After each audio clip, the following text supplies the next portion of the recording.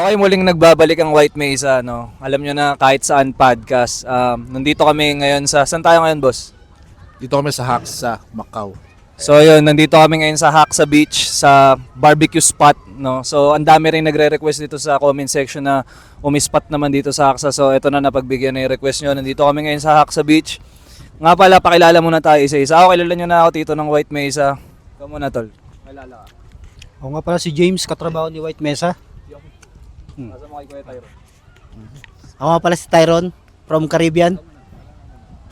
Ako pala si Tom, katrabaho ni White Mesa sa Galon. Yes, sir, Ski. Right. Ako nga pala si Jeff, same company. Yun, so yun, magkakatrabaho kami. Ay, tayo na, ito na pala yung mga guests namin. Kakararating lang ng mga guests namin. Pasok kayo, pasok. Sakto. Anyway, Welcome sa podcast. teka lang, pa-settle in lang natin sila, no? Oh, buwagin niyo yung mga kalat diyan, guys. Tapos yung mga bagong dating, kakain muna sila, no? Mamaya na sila makikichika sa atin, kakain muna sila. So ito, familiar na sa inyo to. Si RJ sa nakasama na sa ewan ko nung episode yun, tapos si Jap to, kilala niyo na rin to.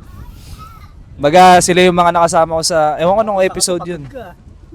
Punta ka pa, pagod ka. So yun. Kakain muna sila. Kami muna magchichikahan. So, ang topic namin ngayon na naisip ni Boss Tom na pag-usapan natin ngayon is ano raw. Kasi eto nga si Kuya Tyron galing ng Caribbean, 'di ba? So, ano daw ang pinagkaiba ng pagtatrabaho dito sa Macau compared sa ibang bansa? Ikaw muna, Boss Tom. Saan ka galing na bago? I mean, sang mga bansa ka na galing bukod sa Ayun. Macau na nagtatrabaho? Galing na ako ng barko. And then nag-Macau. Mm. After na ng pandemic, umuwi. Tapos sana na. Yun nga, nag-UK, nag-London. Ayan. Kamusta experience mo naman sa UK? Sa UK, okay ang sahod. Mm. Okay ang sahod, madadala mo yung pamilya mo. Ang problema, napakalungkot. Nakaka-homesick. Oo, kasi ang layo Like compared Layo. dito sa Macau pag nasanay ka no? Compared sa Macau, napakalapit. Mm. Tapos, same siya ng time zone. Oo, yun isa pa na maganda. Kumbaga same lang ng time zone yung Macau sa Pilipinas. Kumbaga wala siyang pinagkaiba. Like kung halimbawa, alas 3 dito, Walang adjustment. alas 3 din dyan sa Pilipinas, ganun. Wala nang adjustment sa sahod. Mm. Pumapantay ang Macau sa ibang bansa. O yan guys, yung mga nangungulit sa akin sa comment section, sinasabi daw bakit daw di nyo try sa Taiwan? Hindi nyo try sa Korea. O yan, buhay na patunay na sa UK siya nagtatrabaho. Parehas lang ang sahod. So walang pinagkaiba kahit nasa kabilang lupalop ka ng mundo, nandito ka mismo sa Asia. Macau to, Mas guys. mataas sa London, kaso, yung mga cost mo, mataas din. Mataas din, mas Like, malaki. yung mga boarding mo, maganon. May tax din siya. Mm. Dito walang tax. So kumbaga, kung basically, kung sahod lang din ang habol mo at wala ka namang ibang plano, kung gusto mo lang mag-ipon, mag-Macau ka na lang kaysa Tama. mag-UK ka pa or ano. Kumbaga, depende rin sa tao. Kung halimbawa gusto mo talaga yung bansa, gusto mo ma-experience yung lifestyle, yun siguro. Pero kung sahod lang ang gusto nyo, Macau na lang siguro, parang ganun. Pero yung habol mo yung family mo, no? Gusto mong papuntahin doon, pwede ka magtiis. Kaso idadamay mo pa ba yung pamilya mo sa kalungkutan mo? Sabagay, kumbaga layo. Dala mo yung pamilya mo doon, malungkot pa rin. Pero may residency rin sa UK. Meron mo. Paano yun? Paano ang sistema ng residency doon? After mo ng ilang working visa, kunyari working visa ka ngayon. Oo. After mong matapos yung working visa, mag-a-apply ka ng resident. So, paano yun? Wala siyang contract-based siya. Or for example, kasi sabi mo, pag natapos yung working visa, paano kung working visa mo lang is 2 years? After nun, pwede ka na mag-apply. Pwede ka Paano kung 1 year lang ang kontrata mo? Which is malabo kasi pag pagka ganung kalalayo, alam ko talagang hindi, Depende walang sa 1 year. Yung employer ang magbibigay sa'yo ng visa. Kung pwede ka nilang i-apply ng skill visa. Like parang ang mangyayari, i-sponsoran ka nila. Sponsoran ka. Parang sa Hong Kong din. Okay. Ikaw naman, Kuya Tyron. So ngayon lang din kami nagkakilala ni Kuya Tyron. Ikaw na magpaliwanag ko saan ka galing, Kuya. Bali, una pa lang, galing akong Jordan. 7 years. Saan yung Jordan? Arab country yan. Arab country. Ah, okay. Jordan. Jordan, Africa, Mm. tapos dito sa Macau, Mm. tapos Caribbean, St. Kitts. Pang-apat na bansa.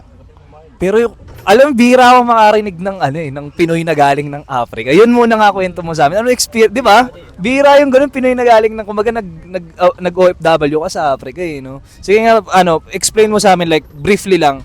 Ano yung Ah, ano yung lifestyle dun sa Africa? Party talaga yung lifestyle doon. Pero yung una ko talaga punta doon, matatakot ka eh. Kasi yung una kong dating talaga doon, iba.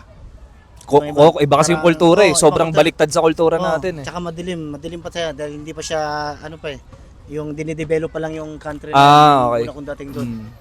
So napunta ka nagtrabaho ka sa area na hindi pa develop, like hindi pa siya city na pa lang. city. Oo, Okay. developing pa lang.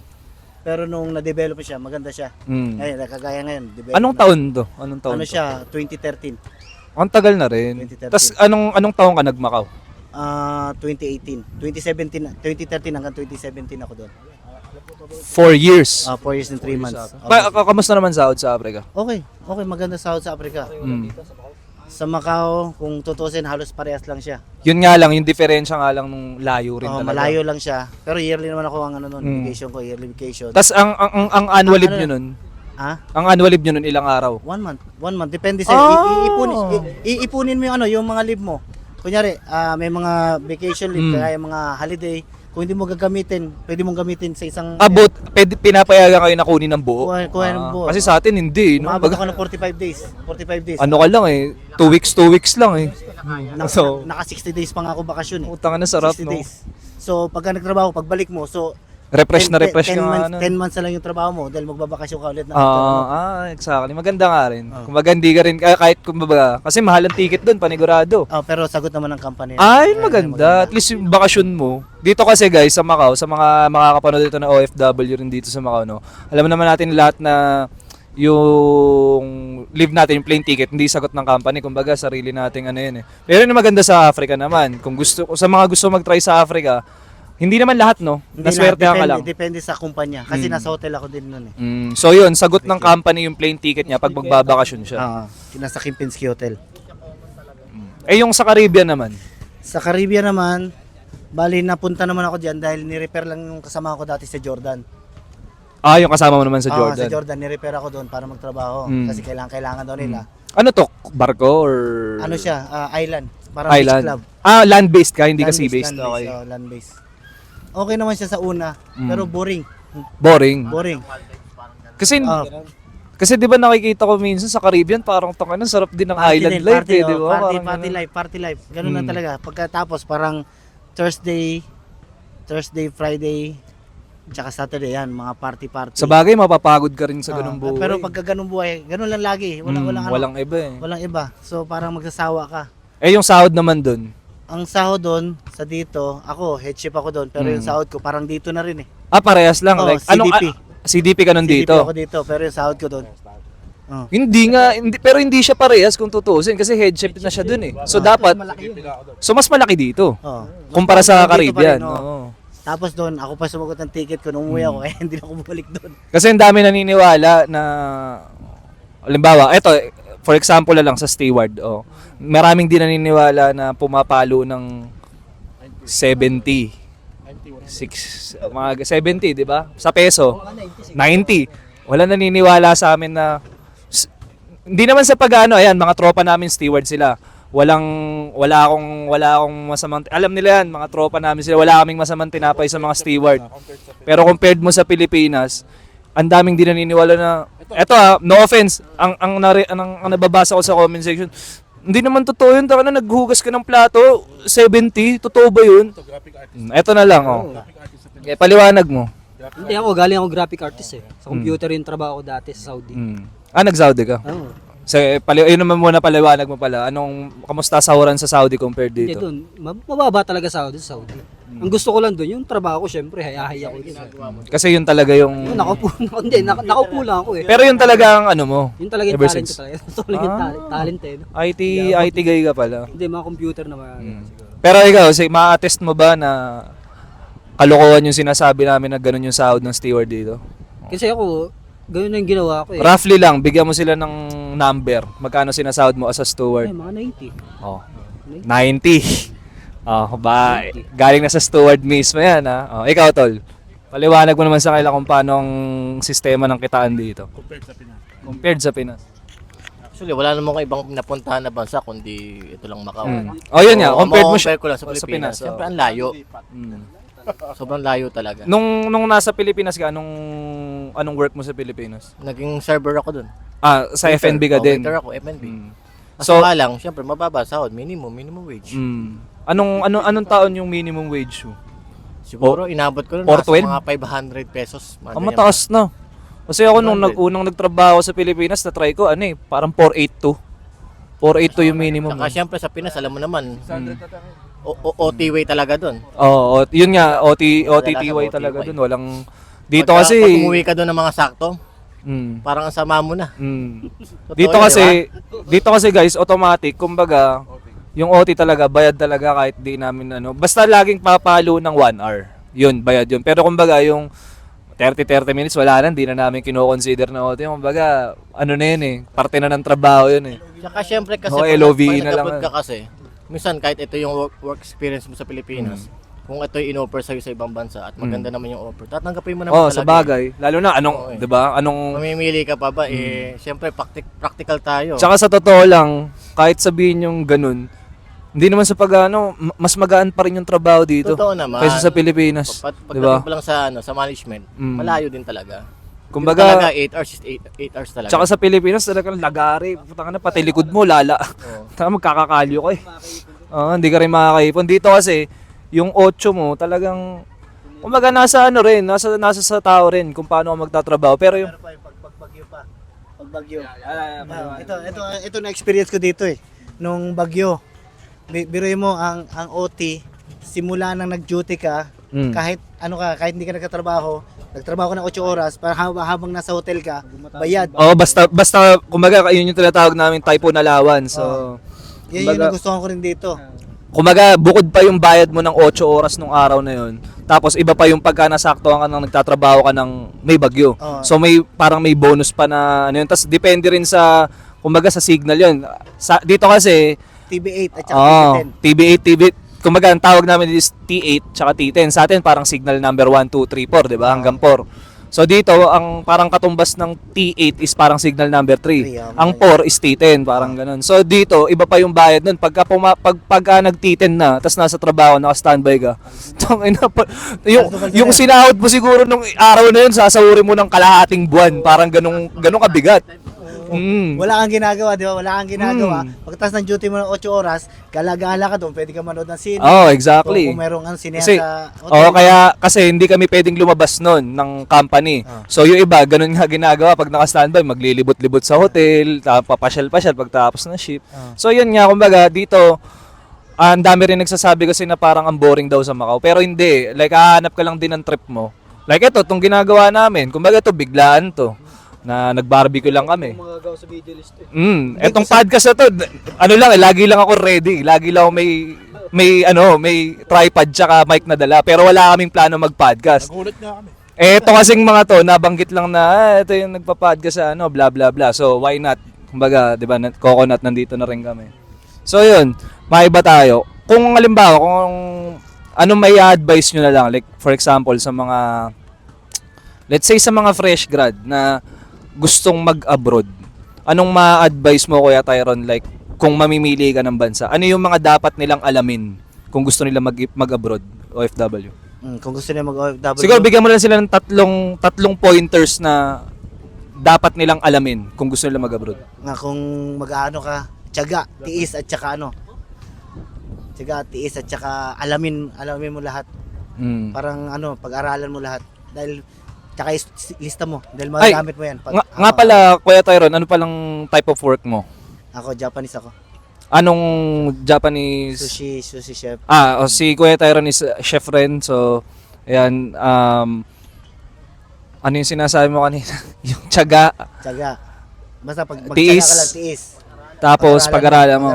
Yung ginagawa mo. So, yun, pag nasa isang larangan ka, hindi lang sa pangungusina, Kumbaga, pagka nandiyan kung nasa man kayong larangan na ginagawa nyo, pagbutihin nyo rin kasi ano yan, magpe-pay dividend yan later sa career nyo eh. Kumbaga, sa umpisa, talagang Mahirap talaga. kakayod ka eh. Mahirap. Pero pagka tapos nung hirap, pag na-adapt na ng katawan mo yan, yung na-absorb na ng Absorb katawan na, mo, wala na, parang sobrang basic na lahat yan eh. Though yun nga, yung iba nawawalan ng gutom sa ginagawa nila, pero kailangan talaga maging passionate ka rin sa ginagawa mo. Yan nga, yun yung tiyaga. Yun yung Tiyaga. tiyaga. Sinasabi ko. Ikaw, Bustom, anong mapapayo mo sa mga gustong mga mag-abroad, yung mga first timers? Nag-iiwa pa sa Bustom. Yan. Papayo lang dapat pantay-pantay yung hiwa. Ano? Papayo lang dapat pantay-pantay yung hiwa ng sausage mo pag Yan. binigay mo sa tropa mo. Pag hindi sa tropa, kahit balagbagin mo, okay lang. Pag tropa mo yan, dapat pantay-pantay Kailangan yan. pantay-pantay yan. Pantay-pantay yung tingin mo sa mga tropa mo. Ito naman, sa tingin na naman, oh. Anyway, mapapaya mo sa akin. Bigyan mo sila ng 3 na mga bagong gusto sumubok mag-OFW. Ano mapapaya mo? Bigyan mo sila ng 3. Ayan, yung 3 gustong may payo. Unang-una, ayan, dapat maging matatag sila. Bakit? Bakit kailangan maging matatag? Kasi Ano ang Unang-una. mapagsubok? dapat pagsubok dyan yung pamilya mo. May Exactly. iiwan mo yan eh. Mismo. Siyempre, sanay ka maging pag-uwi mo sa Pinas, uwi mo yung pamilya mo eh. Makikita mo kahit tulog yan. Kahit sabi mong tulog yan. At importante, Oo. nakita mo, Oo. inuwian mo eh. Yan ang unang dyan. Pangalawa. Pangalawa, dapat maging ka dyan, handa ka sa homesick. Oo, yun sa pa yun. Pangalawang magiging kalaban mo dyan yung homesick. Ano yun, totoo yun. Ako dati di ako naniniwala sa homesick eh. Nung mga siguro, kasi unang 6 months nag-enjoy ka pa eh. Usually, ewan ko sa akin ganun eh. Tangin na, after mga 6 months, ayan na. Namimiss ko na si Momo. Right. Tangin na, tamang uwi tuloy ako. Pag nalagpasan si tuloy na yan. Pero hindi naman nawawala yun guys eh. Kumbaga, from time to time, kahit sabi mong sanay na sanay ka ng umalis ng bansa, from time to time, meron pa rin yan, aatake pa rin yan yung homesick. Oo, aatakehin ka pa rin yan. Merong isang beses sa isang buwan niya na atakihin ka ng homesickness. Pangatlo. Pangatlo, ang language barrier, Brad. At yung mga ibang lahi na ibang ugali sa mga Pilipino. Oo, kasi iba yung kultura eh. Iba yung kultura natin. Yun pala. Yan. Isa yun sa dapat Isa nyong yan. alamin. Like for example, Kung pupunta ka sa Middle East, ganun. for example, si James, nag-Saudi. Bago kayo pupunta doon, hindi pwedeng blind. Alamin mo. Nag-research na kayo na okay, ano yung kultura, ano yung bawal dito. Kasi baka mamaya, ano yung gagawin mo doon, okay sa Pilipinas, pero sa ibang bansa, pwede mong ikamatay. Oh, yung kultura. Kumbaga, kailangan nyo siyang pag-aralan. Hindi yung pupunta lang kayo, dito ko gustong pumunta. Bahala na pagdating doon. Kailangan beforehand, ready na kayo sa mga lalo na yun yung culture kasi iba-iba ang kinalakihan ng tao. Parang dito sa Macau, may mga bagay na sa ating Pilipino is parang normal lang pero sa kanila. Oo. Tapos sa kanila rin, ganun din. May mga bagay na normal sa kanila na hindi normal sa atin. Which is, ina-explain naman yan sa PIDOS. No, i-explain naman sa Sa PIDOS. I-explain sa inyo yan. I-explain sa PIDOS yun kung legal kayong alis ng bansa. Pero kung hindi kayo legal na alis ng bansa, hindi nyo alam yun. Anyway. Yan. So, bago natin tapusin tong short episode na to dahil nga, sabi ko nga kanina, wala kaming planong mag-podcast, nagkaayaan lang talaga. O, kasi nga, si Kuya Tyron kasi talagang literal na kakabalik lang ng Macau. So, Kakabalik lang na Macau, which is, galing niya sa iba't ibang bansa, pero gusto pero niya bumalik. yun na lang Dahil- palalas. Yun na lang palalas. Kasi Bakit okay. pala sa dami ng bansang napunta mo, bakit Macau ang Yan. binaligan mo? Yun na lang. Iba talaga dito sa Macau. Unang-una, kung gusto mo umuwi, mabilis. Murang ticket, mabilis lang talaga kahit 2 days, 3 days kung gusto mo magbakasyon. 'Di ba? Hindi kagaya kung malayo ka. Kahit nga mag 2 days off ka lang, 2 pwede. days off, 'di ba? 2 days. Yun yung pinakamaganda dito. Unang-una, sa hindi ka talaga boring dito sa Macau. Kasi nandito rin lahat eh. Lapit sa Hong Lahat Kong. ng bisyo, lahat ng bisyo. Oh, mismo. Pag-usapan pa natin yung piso. Wag Hindi, muna, inom, bata. hindi, Next time natin pag-usapan yung vision na yan, guys. Inom o kaya tropa nandito rin, 'di ba? Shopping, wala kang problema. Kung gusto mo mga bagong sapatos, makukuha mo dito. Mismo. Oh. Tsaka ang daling mag-in and out rin eh, no? Doon sa Caribbean, wala ka talaga, walang shopping mall, walang Baga, Meron doon buhangin. Oh, buhangin, Madami. marami kang ano. Sa Africa din ata, maraming buwan o lupa naman dun. Doon na maraming hayop na mga ano, mga wild animals Mga makikita wild mo lang. animals. Guys, biro lang yan ha. Wala akong, hindi ako racist na tao ha. Wala akong ano Marami, dun. marami talaga mga wild animals makikita mo lang sa kalye. So, Walang wild dito, no? so yun, sa mga mga ibang OFW sa ibang bansa, yun na, galing na kay Kuya Tyron na yun yung binabalik-balikan niya dito sa Macau. Kaya tara na, dito na kayo sa Macau. Diba? Anyway guys, bago natin to tapusin, may gusto pa kayong batiin or what? Ikaw muna Kuya Tyron, baka may gusto kong batiin. Okay. Binabati ko lang yung pamilya ko. Hmm. Babe, love you. Yun! Kasi basta kusinero. Babahero. Sweet lover guys. Walang babaero. Walang babaero dito guys. Wala mo pero dito. So, shoutouts po kay Madam. Ikaw, James.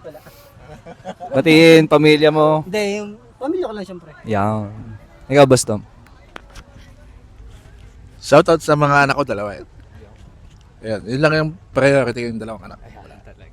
Kaway mo na yung dalawang natin kakatapos ng kumain. Kaway mo na kayo sa camera, guys. Ayan, si Jap. Alam nyo na yan, mga bestie ko yan. So, ayan guys, maraming salamat. Tutuloy na namin tong konting kasiyahan namin. Sana ligtas kayo lagi. Lalo na sa Pilipinas, balita ako, grabe yung lindol, no? So, sana, ayun. So, pinagpipray namin yung mga nasalanta, no? Sana safe kayo lagi at God bless. Kita-kits ulit sa next video.